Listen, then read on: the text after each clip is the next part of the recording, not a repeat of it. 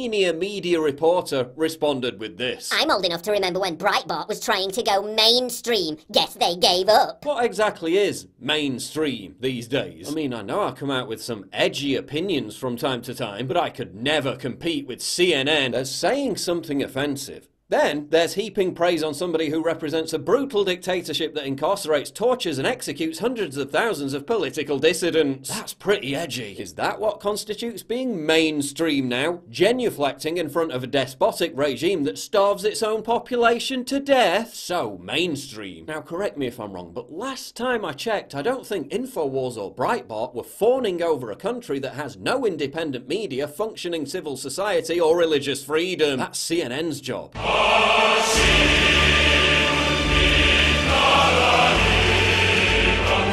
So mainstream. Maybe I'd be more mainstream if I encouraged cuckoldry. Apparently that's mainstream now too. But you know, when your primetime shows get less viewers than decades-old reruns of Yogi Bear cartoons, I guess you gotta spice it up a bit. Marlowe went on to heap praise on one of the world's leading conspiracy theorists, describing him as a smart guy and someone who is wildly popular. Second half of that, I'm not gonna argue with, but calling me one of the world's leading conspiracy theorists. Don't know if you've noticed, but in virtually every video I've made about big events for the past 3 years, I've debunked conspiracy theories. Here. Did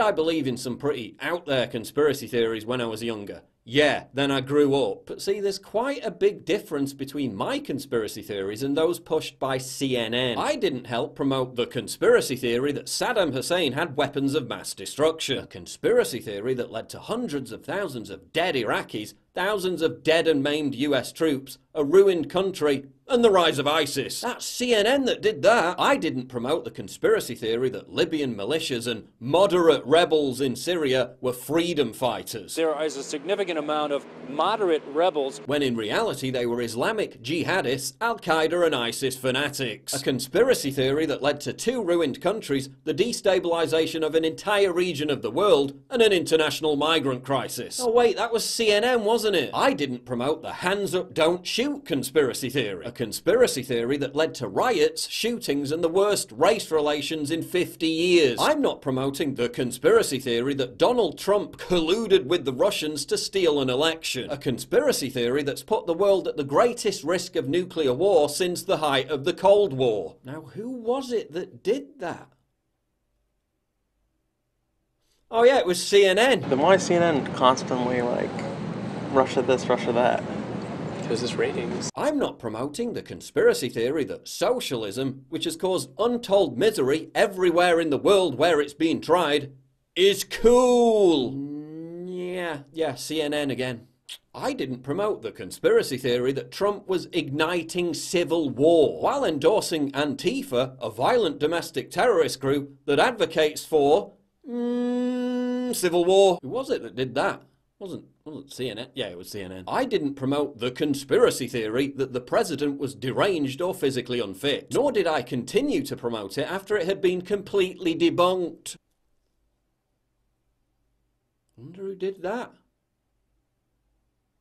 Surely not. Yeah, CNN. I mean, you guys say that the very existence of the deep state, a manifestly provable entity in American politics since Eisenhower, is a conspiracy theory. You said the DNC and the Hillary campaign funding the P-Gate dossier, a proven fact, was a conspiracy theory. So maybe you're not in the best position to be lecturing others about conspiracy theories. Let me remind you that CNN is actively lobbying for a competing news organization to be shut down. In Russia, the government shuts down dissident media outlets. In the United States, CNN apparently thinks that that's its responsibility. And can anyone tell me why InfoWars is on the verge of being deleted for bullying and harassment? But CNN can literally turn up at an old lady's home, dox, bully and harass her for the thought crime of posting memes on Facebook, and then post the video on YouTube with no consequences whatsoever. Strange that, isn't it? It's almost like there's one rule for them and another rule for us. CNN threatened to expose a private citizen for posting the Trump wrestling meme if he failed to display the proper amount of remorse. Sounds like it's perfectly acceptable to engage in bullying and harassment so long as you're called CNN. Not content with campaigning for our entire channel to be terminated because we dared challenge their narrative on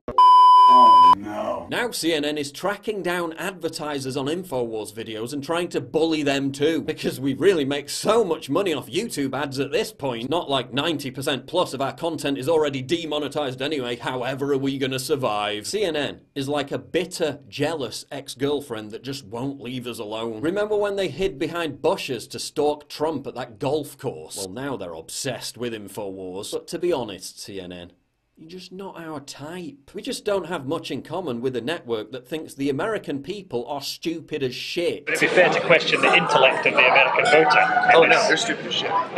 Look, it's not you, it's us. No, wait, it's you. It's definitely you. So take your conspiracy theories. You know the ones that start wars, continent-wide crises, and domestic unrest. Yeah, those. Take your little InfoWars obsession, take your crusade against our YouTube channel, and shove it. Maybe then you can concentrate on, oh, I don't know, being an actual news network. Remember those days? No, me neither.